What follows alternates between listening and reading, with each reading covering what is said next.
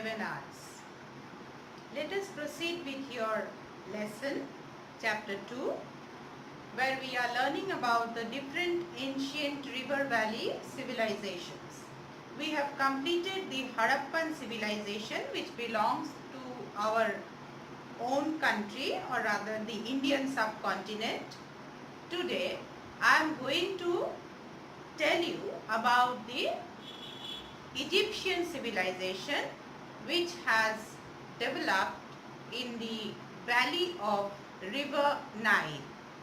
Egypt, which is located in the northeastern part of Africa.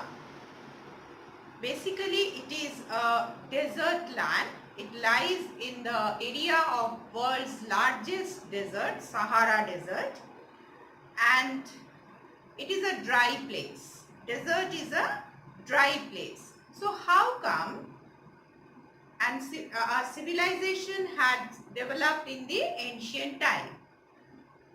It is solely because of the presence of the river Nile.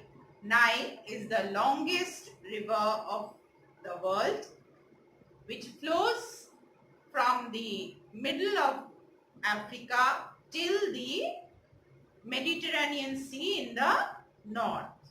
And on the banks of this river Nile, the fertile soil is spread by the alluvium carried by the river.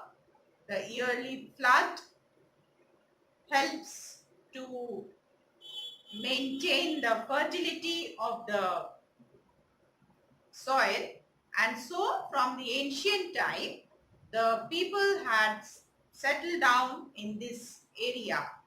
So along the banks of Nile river, the Egyptian civilization had developed. Now Herodotus, the father of history, had remarked Egypt as the gift of Nile. It is because solely of river Nile. Had it not been there, it is a desert place, dry area, so there was no possibility of development of a civilization. So now we know that it was only because of river Nile that ancient Egyptian civilization had developed in the area.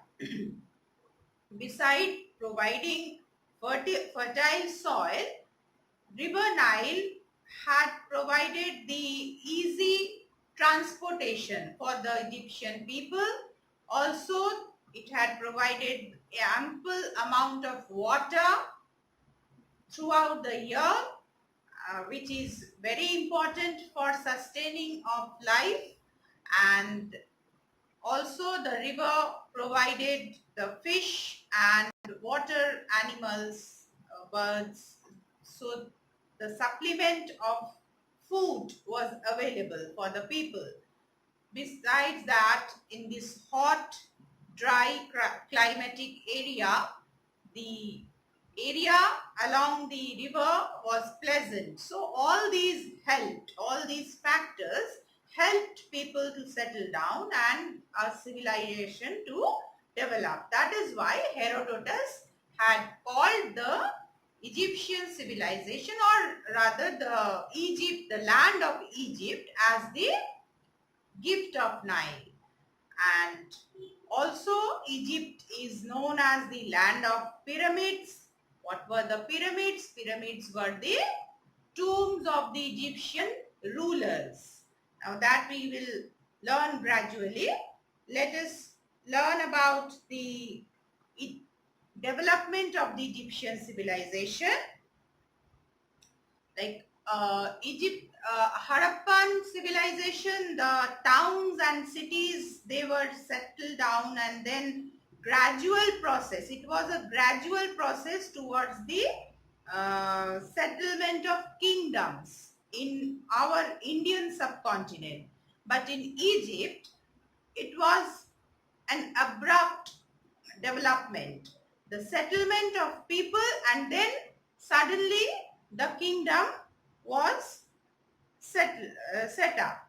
So it was the civilization civilization in Egypt directly moved to the setting up of kingdom, and the first kingdom had appeared in Egypt in 3200 BC by the ruler Menes. Menes was the first ruler of Egyptian kingdom. Now the Egyptian rulers, they are known as pharaohs. Now pharaoh is a Greek word, is derived from the Greek word pero, which means a person who lives in a big house. Now Egyptian society, pharaoh was the supreme power. He was all in the Egyptian society, the most powerful man, and he was considered to be the representative of God on this earth, and his word was the supreme command. And after the pharaoh, the next important class in the Egyptian society were the priests. They performed the religious duties as well as they acted as the advisors, ministers or counselors of the pharaohs. They used to live in the temples, the temples of the gods, and people used to offer, in fact the pharaohs also used to offer a great amount of wealth to the temples in order to please the gods. So the priests of Egypt, they became a very wealthy class, and they acted as the intermediary, middlemen between the common people and the god. So they held a very important position in the Egyptian society. And then there were the slaves and the common people, and the women had no such position in the society. They were only involved in the household work. So there was nothing important for the women. Now, apart from the common women, later on we will learn about some Egyptian women of importance who had risen to power just like the men. So that we will learn later on. Right now, let us proceed with the ancient Egyptian, the development of the civilization. Now there were three basic stages of the Egyptian civilization. That was the Pyramid Age, which was from 3200 BC to 2500 BC. The Feudal Age, which continued from 2500 BC to 1800 BC. And then was the Age of Empire, which continued from 1800 BC till the invasion of Alexander the Great. When Alexander the Great had invaded during the rule of the last pharaoh, Ramesses III. So the Egyptian civilization came to an end with the invasion and capture of the area by Alexander the Great. The economic life now, people of Egypt, they basically were the farmers. The farming was their main occupation, and along with the farming, cattle rearing was done for the supply of the food.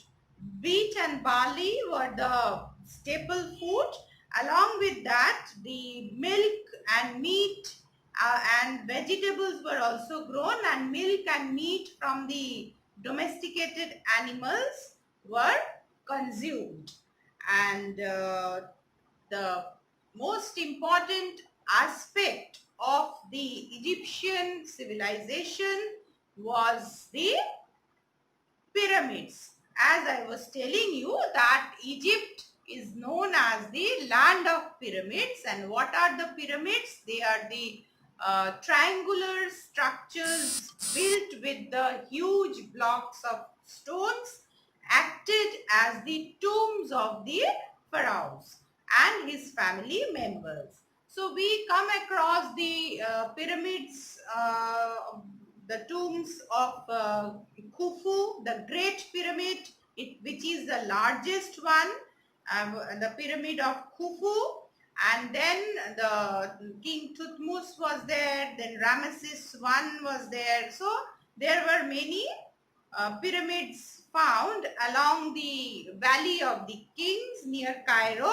the Egyptian capital, and the Queen's pyramids are also found in the Valley of the Queens. And the common people could not afford, because the pyramid, in the pyramid, the Egyptians were believer of the life after death. That is why they used to mummify their bodies. Mummify means they used to preserve the dead bodies, and they kept those dead bodies, basically the bodies of the kings and his family members, inside the pyramid, along with the artifacts that they used during their lifetime. So jewelries, the utensils, the other important things that they used in their lifetime, that those articles were all kept inside the pyramid along with the mummies. Now the common people, they could not. Mummification was a very lengthy and costly process. So the common people could not afford that much of wealth to preserve the dead body. That is why they were buried in a separate area outside the cities. That was known as necropolis. So the mummification said, pyramids said, another important aspect was the Egyptian script. Now Egyptian script is pictorial, and it is known as hieroglyphic script. Hieroglyphic is a Greek term which means sacred script, and in Egyptian it means divine script. So basically in the beginning it was pictorial, later on the symbols were used, and Champollion, the French scholar, was the first to decipher this Egyptian script, hieroglyphic script. So they worship the forces of nature, the sky god, the sun god, Ra. Then Ra was replaced by Amun, the earth god. So basically they worship the forces of nature, and they had a very vast knowledge in medicine and in human anatomy. Along with that, they had developed the solar calendar in order to keep a track of the yearly floods in Nile. They had developed the solar calendar, and they have also developed the decimal system. They have developed the algebraical expressions. So their learning was quite developed. Now students, you can see the writings on the board which was said till now. You can note these down in your classwork copies.